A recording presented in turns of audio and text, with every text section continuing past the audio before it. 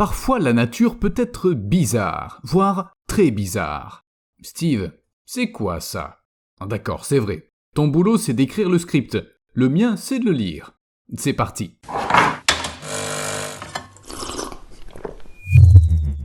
Quand on voit un crabe violoniste pour la première fois, on peut croire qu'il a un problème de santé. Un animal avec des pinces de différentes tailles ne peut pas survivre. Ça doit le déséquilibrer et le faire tomber. Et comment on fait pour bouger une pince comme celle-là? Pourtant, les crabes ont acquis cette caractéristique il y a très longtemps grâce à l'évolution. Et ils doivent utiliser leur énorme pince à bon escient. Comme pour la thermorégulation, leurs membres disproportionnés absorbent la chaleur, l'évacuant du corps et permettant aux crabes de rester plus longtemps à la surface. Ce qui veut dire plus de nourriture. Plus de nourriture signifie plus de partenaires potentiels. Et bien sûr, cette pince est très utile lors des combats entre mâles. De même, si un mâle perd sa grande pince, la petite se met à grandir, et celle qu'il avait perdue repousse sous la forme d'une petite pince. Pour être honnête, je sais pas combien de fois ça peut se produire, mais sans doute de nombreuses fois.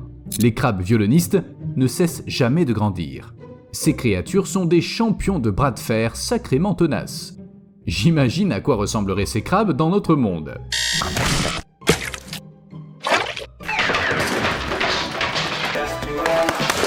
Et bien sûr, leur pince sert à attirer les femelles. Les femelles, qui ont d'ailleurs des pinces normales, préfèrent les mâles dotés d'une grande pince et qui savent aussi l'agiter de belle façon. Mais ils ne la bougent pas n'importe comment. Ils envoient un message bien précis. Traduit en langage humain, ça signifie quelque chose comme « Si tu viens avec moi, je creuserai un grand trou pour nous et nos enfants et on peuplera les vasières d'innombrables crabes violonistes. » Difficile d'y résister. Je pense à quelque chose. Quand vous entendez le mot crustacé, qu'est-ce qui vous vient à l'esprit? Probablement un animal qui vit dans l'eau. Le crabe de cocotier vivait peut-être comme ses congénères autrefois, jusqu'à ce que l'évolution lui tombe dessus. Le crabe de cocotier est un crustacé géant qui était si désireux de gagner la terre ferme qu'il a développé des poumons spéciaux. On peut pas passer beaucoup de temps sur la terre ferme quand on respire avec des branchies, mais il y a un problème. Maintenant, le crabe de cocotier ne sait plus nager. S'il reste dans l'eau pendant plus d'une heure, il se noie. Vous vous dites que ça n'a pas l'air si grave. Si on sait pas nager, on va pas dans l'eau et le problème est réglé. Mais les crabes de cocotier femelles, qui portent des œufs fécondés, doivent s'approcher de la mer. Elles rampent le long des rochers, risquant constamment d'être emportées par une forte vague afin de déposer leurs œufs dans l'eau. Là, les larves éclosent, puis elles grandissent, elles regagnent la terre ferme et deviennent des crabes de cocotier. Les femelles mettant leur vie en danger pour le bien de leur progéniture, l'évolution a dû trouver une solution. C'est ainsi que le crabe de cocotier a développé des pinces ultra puissantes. Il peut soulever des objets pesant jusqu'à 27 kg, sachant que le crabe lui-même fait environ 4 kg. Ces pinces développent également 4 à 5 fois plus de force qu'une mâchoire humaine. Avec des pinces pareilles, on peut grimper où on veut. Voici un lézard, Aspidocelis uniparens. Lui non plus ne tourne pas très rond. Mais pas parce que cette espèce ne comporte pas de mâles et que les femelles se reproduisent sans leur aide. Après tout, il y a d'autres espèces qui sont dans ce cas. Mais voilà, quand la saison des amours arrive, les femelles se mettent à agir comme des mâles. C'est-à-dire qu'elles ne peuvent évidemment pas féconder qui que ce soit, mais elles grimpent les unes sur les autres. Et elles se tiennent là. Apparemment, c'est dû à leurs hormones, qui activent chez ces femelles une sorte de mémoire ancestrale, ce qui les pousse à agir comme les espèces qui comportent des mâles. C'est un drôle d'héritage à recevoir de son arrière-grand-mère. Enfin, une autre théorie dit que ce comportement aide à activer certaines hormones et à améliorer le processus de reproduction. Quelque chose comme « Aujourd'hui je suis le mâle, je te donne des enfants et ensuite on changera ». Mais pour être honnête, je trouve que ça n'a pas beaucoup de sens.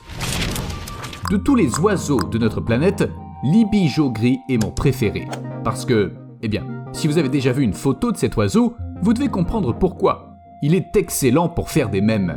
Pendant la journée, l'ibigeot gris passe son temps assis, presque immobile, en prétendant être une branche sèche. Il garde même la tête en l'air, et son plumage l'aide à se camoufler, si bien qu'il est difficile de le repérer de jour. Pour voir cet oiseau dans toute sa gloire, il faut donc attendre la nuit, car l'ibigeot gris est parfaitement adapté à la chasse aux insectes volants. Ses grands yeux ainsi que son énorme bouche lui permettent de descendre en piqué à partir d'une branche et d'attraper les savoureuses créatures qui ne se sont pas échappées à temps. Oui, ses yeux sont un dispositif de vision nocturne, et les insectes les trouvent sûrement effrayants. Mais regardez cet oiseau aux yeux écarquillés. Vraiment, j'adore ça. Quand Steve m'a montré cet arbre, j'ai cru qu'il se moquait de moi. Autant demander directement à YouTube de bloquer la chaîne. Il s'avère que ce Wacrapona n'est pas une blague de Steve, mais un exemple du sens de l'humour vraiment spécial de Dame Nature. Oui, cet arbre existe vraiment, et c'est une espèce de palmier. Le Wacrapona a été découvert il y a environ 1,5 siècle en Amérique du Sud. On lui a trouvé certains bénéfices pour la santé, mais on ne peut pas ignorer son apparence. C'est comme un sapin de Noël mal décoré. J'ai pas réussi à trouver pourquoi la nature a créé une telle chose. Peut-être qu'elle voulait voir la réaction des humains. Mais bien sûr, c'est pas la seule plante qui a, disons, une forme intéressante. Au Cambodge pousse une plante appelée Nepenthes pocorensis, qui est considérée comme carnivore.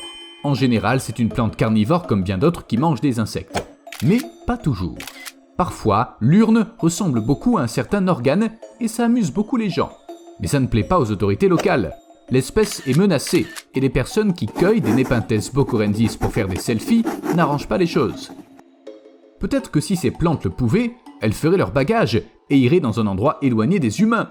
Quoi ? La folle avoine en est capable. Quand on observe une graine de folle avoine, on peut remarquer des soies fines et longues, semblables à des cheveux. On les appelle des barbes, et elles réagissent à l'humidité. Si on dépose une goutte d'eau à côté d'une graine de folle avoine, elle va se déplacer, elle va littéralement marcher. C'est ainsi que l'évolution a permis à la folle avoine de coloniser de nouvelles zones. En se déplaçant à la surface du sol, elle finit par tomber dans une sorte de fissure ou de dépression où elle peut commencer à pousser. C'est pourquoi la folle avoine est une mauvaise herbe envahissante. Alors que les autres plantes restent tranquillement au même endroit, elles se déplacent à la recherche d'une vie meilleure. Peut-être que ce que l'évolution a offert à la folle avoine peut être qualifié de cadeau. Le nasique a eu moins de chance. Comme pour le crabe violoniste, un douteux cadeau de Dame Nature lui sert à attirer les femelles. Et c'est assez bizarre. Je veux dire, on a tous une conception différente de la beauté, mais quand même, c'est quoi ce nez ? Plus le nez du primate est grand, plus l'animal lui-même est grand, et meilleures sont ses capacités de reproduction. Un nez plus grand modifie également les cris du mâle lors du rut, ce qui ne fait que rendre le mâle plus attirant. En général, plus le nez est grand, plus son propriétaire a de chances d'avoir un harem de plusieurs femelles. Les nasiques, qui n'ont pas eu la chance d'être pourvus d'un gros nez, vivent en groupe de célibataires. D'un point de vue humain, c'est bien sûr totalement absurde. Plus le primate est laid, plus il est attirant pour les femelles. Ça n'a aucun sens. Mais l'évolution ne s'est pas arrêtée là. En plus de leur grand nez, les nasiques ont de toutes petites dents. Peut-être que le grand nez des mâles ne leur permet tout simplement pas de faire usage de crocs, et que ceux-ci perdent donc de leur efficacité en tant qu'arme. De plus, des crocs plus longs rendent l'alimentation difficile. Après tout, les nasiques mangent des plantes et des fruits. Pouvoir manger des plats délicieux et avoir du succès auprès des femelles, mais ne pas pouvoir se défendre. Dis-moi, l'évolution, est-ce que c'est vraiment une bonne chose ? Je doute qu'un grand nez soit bien utile quand on est un primate. Il vaut peut-être mieux ne pas avoir de nez du tout. Regardez, les rhinopithèques s'en passent très bien. Au lieu d'un nez, ils ont des sortes de fentes sur le visage, comme s'ils avaient subi une rhinoplastie qui aurait très mal tourné. Selon une théorie, les rhinopithèques ont perdu leur nez lorsqu'ils ont commencé à vivre dans des milieux très froids. S'ils avaient gardé leur nez, il aurait tout simplement gelé. Pas de nez, pas de problème. Mais pour être honnête, je suis pas certain qu'il n'ait aucun problème. Prenons par exemple le rhinopithèque de Stryker. Il a été découvert et décrit en 2011 uniquement grâce à des habitants qui ont révélé le secret à des scientifiques. Trouver ces singes n'est pas difficile. Il suffit d'attendre qu'il pleuve. Vous vous demandez quel est le rapport avec la météo ? Regardez les narines de ces primates. Elles sont à l'envers, au point que ces animaux éternuent bruyamment quand il pleut. Vous aussi, vous éternueriez si des gouttes vous tombaient dans le nez. Selon les chasseurs locaux, afin de ne pas inhaler d'eau, les jours de pluie, les singes s'assoient la tête enfouie entre les genoux. Alors, c'est peut-être mieux d'avoir un gros nez comme les nasiques. Oh, attendez, vous n'avez pas vu à quoi ressemblent les rhinopithèques noirs et blancs pendant la saison des amours. Là, la conception de la beauté qu'a l'évolution ressemble à une mauvaise blague. En fait, les lèvres des mâles deviennent rouges avec l'âge, et elles sont particulièrement éclatantes lorsqu'il s'agit de courtiser les dames. Des singes sans nez avec des lèvres rouges. C'est magnifique.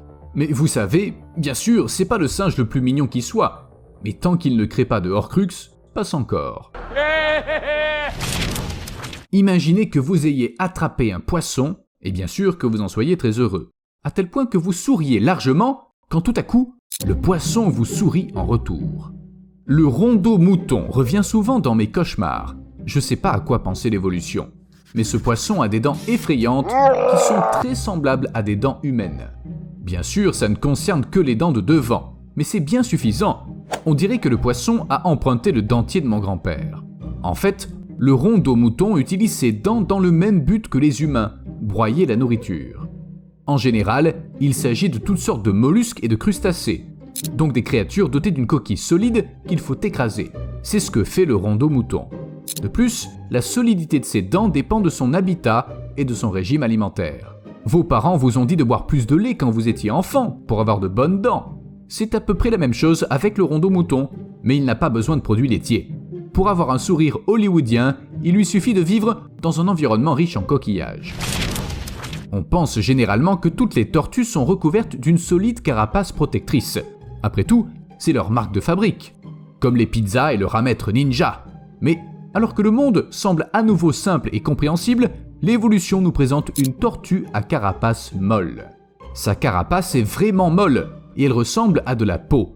En fait, c'est presque comme si elle n'avait pas de carapace du tout, bien que certaines espèces aient des épines et des renflements, mais pas de quoi parler de mécanisme de défense. On peut donc raisonnablement se demander comment vivre en tant que tortue si notre carapace ne nous protège pas. C'est très simple, il suffit de passer 95% de son temps sous l'eau, enfoncé dans le sol. Seuls ses yeux et sa bouche dépassent, et la tortue à carapace molle émerge à la surface plusieurs fois par jour pour prendre une bouffée d'air. En bref, elle se contente de se laisser aller au fond de l'eau comme une loque. Mais cette carapace ridicule a un avantage plutôt inattendu, une super vitesse. La tortue à carapace molle a dû s'adapter aux caprices de l'évolution, et elle a appris à se déplacer sous l'eau à une vitesse étonnante, et même à manœuvrer lorsque c'est nécessaire. Vous savez, grâce à la forme aérodynamique de son corps et tout ça. Est-ce que cette espèce aurait une vie plus facile avec une coquille normale? Aucune idée. Posez la question à Dame Nature. A plus.